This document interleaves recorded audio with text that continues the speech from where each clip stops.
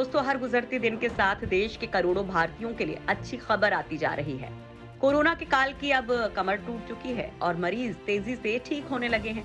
पिछले 24 घंटों की बात करें तो 2,40,000 नए केस सामने आए, लेकिन इसी दौरान 3,55,000 से ज्यादा लोग ठीक भी हुए हैं। तो इसके साथ ही कोरोना का दम निकालने के लिए युद्ध स्तर पर प्रयास जारी हैं। दोस्तों, इस वीडियो में हम कोरोना महामारी से जुड़ी वो खबरें भी बताने वाले हैं जो आप में उत्साह की नई किरण जगाने वाली हैं। भारत ने कोरोना को लगाई धोबी पछाड़। कोरोना वायरस के खिलाफ जंग में भारत को जीत मिलती दिख रही है और अब कोरोना की दूसरी लहर कमजोर पड़ रही है।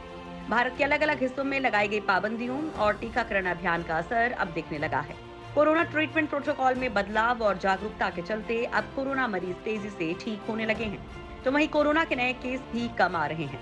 बड़ी बात तो ये है कि इस दौरान कोरोना की टेस्टिंग में भी इजाफा हुआ है, लेकिन राहत की बात यह है कि नए केसेस कम आने लगे हैं। ठीक से कहें तो कोरोना की दूसरी लहर अब बीतने लगी है। हालांकि ब्लैक फंगस के बाद अब व्हाइट फंगस टेंशन देने का काम कर रहा है, तो वहीं कोरोना संक्रमण की चेन को तोड़ने के लिए लॉकडाउन और नाइट कर्फ्यू जैसे एहतियाती कदम उठाए जा रहे हैं। राहत की बात यह है कि कोरोना संक्रमित मरीजों की संख्या अब तेजी से कम होना शुरू हो गई है। पिछले 24 घंटों में देश में 2,40,000 नए कोरोना संक्रमण के मामले सामने आए हैं, जबकि 3,55,000 लोग कोरोना को मात देकर स्वस्थ हुए हैं। देश में अब 28 लाख ही एक्टिव केस बचे हैं। देश में फिलहाल कोरोना की स्थिति ये है कि एक तरफ देश के दक्षिणी हिस्से में कोरोना के मामले कम नहीं हो रहे हैं, तो दूसरी तरफ उत्तर भारत के ज्यादातर राज्यों में कोरोना के केस लगातार कम हो रहे हैं। भारतीय चिकित्सा अनुसंधान परिषद के मुताबिक कोरोना संक्रमण का पता लगाने के लिए पिछले 24 घंटों में 21,24,000 नमूनों की जांच की गई। इस बीच देश में कोरोना वायरस के खिलाफ टीकाकरण जारी है। केंद्रीय स्वास्थ्य मंत्रालय के ताजा आंकड़ों के मुताबिक देश में अब तक 19 करोड़ 50 लाख लोगों को टीका लगाया जा चुका है। बच्चों को बचाने में गेम चेंजर साबित होगी नेजल वैक्सीन। भारत में कोरोना की तीसरी लहर को देखते हुए अभी से तैयारी चल रही है और इसका दम निकालने के लिए देश में नाक के जरिए दी जाने वाली वैक्सीन का परीक्षण चल रहा है। हैदराबाद स्थित भारत बायोटेक कंपनी ने नेजल वैक्सीन का ट्रायल शुरू कर दिया है। इस वैक्सीन के जरिए नाक के जरिए डोज दी जाएगी, जो कोरोना को मात देने में कारगर साबित हो सकती है।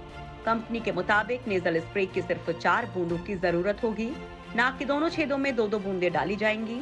क्लिनिकल ट्रायल्स रजिस्ट्री के मुताबिक 175 लोगों को नेजल वैक्सीन दी गई है।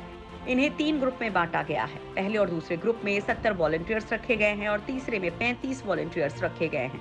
ट्रायल के नतीजे अभी आने बाकी हैं। इस मामले में विश्व स्वास्थ्य संगठन ने कहा है कि भारत में जो नेजल वैक्सीन बन रही है वो बच्चों के लिए गेम चेंजर साबित तो हो सकती है।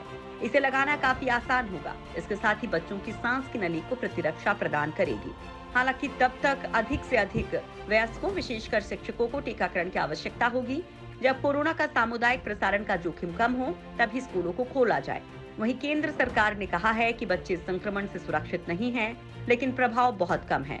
सरकार ने कहा कि संक्रमण बहुत कम होने के कारण उनमें मृत्यु दर भी बहुत कम है।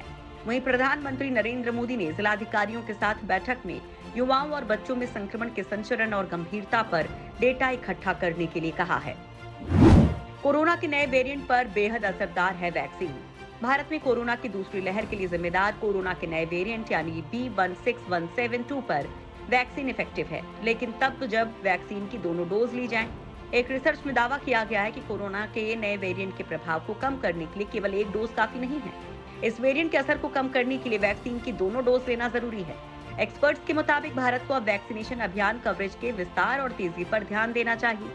यूके के डेटा को पहली बार फाइनेंशियल टाइम्स ने शनिवार को रिपोर्ट किया था। इस डेटा में सुझाव दिया गया है कि वैक्सीन की सिंगल डोज कोरोना के नए वेरिएंट पर कम प्रभाव छोड़ती है। रिपोर्ट में यह भी कहा गया कि वैक्सीन की सिंगल डोज इस वेरिएंट से होने वाले सिम्टोमेटिक इन्फेक्शन से 33% प्रोटेक्शन देती है, जबकि पहले वाले वेरिएंट से 51% सुरक्षा प्रदान करती है।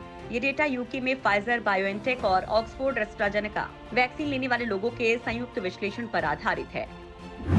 क्या मास्क से फैल रहा है ब्लैक फंगस? कोरोना वायरस के बाद अब देश के लिए म्यूकोरमाइकोसिस या ब्लैक फंगस चिंता का विषय बन गया है। कोरोना काल में इस बीमारी को लेकर एक नई बात सामने आई है और वो मास्क से जुड़ी है, क्योंकि कोरोना के चलते जो मास्क पहन रहे हैं, जिसमें पसीना आता है, जिससे मास्क गीला हो जाता है, इस गीलेपन की वजह से फंगस पनपता है। लिहाजा एक्सपर्ट्स ने कहा है कि आप अपने मास्क को साफ रखें, अपने आसपास कई मास्क रखें, 7 दिनों के लिए अलग अलग 7 मास्क रखें।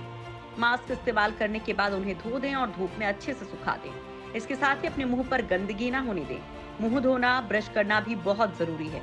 2-3 सप्ताह के लिए एक मास्क का उपयोग करना भी ब्लैक फंगस के विकास के लिए व्यवस्था बना सकता है।